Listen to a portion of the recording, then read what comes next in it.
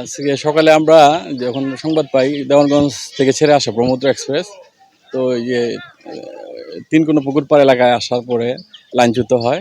তো আমরা সংবাদ পেয়ে আমরা চলে আসি ময়মনসিংহ রেলের থানা পুলিশ, আমি স্যারের সংবাদ দেওয়ার সাথে সাথে আমরা চলে আসছি। তো আইসা আমরা দেখি ঘটনাস্থলে এই আসার পরে আমরা সংবাদ রিলিফ ট্রেন আসতেছে ময়মনসিংহ থেকে।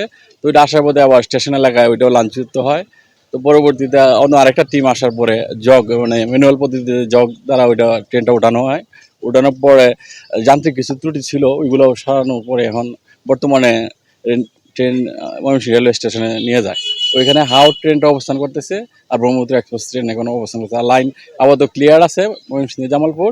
তো ঢাকারটা আমরা ক্লিয়ার দ্রুত হয়ে যাবে আশা করতেছি। তো আমরা আশা করি কিছুক্ষণের মধ্যে আমরা ক্লিয়ার করে দেওয়া যাবে আশা করি।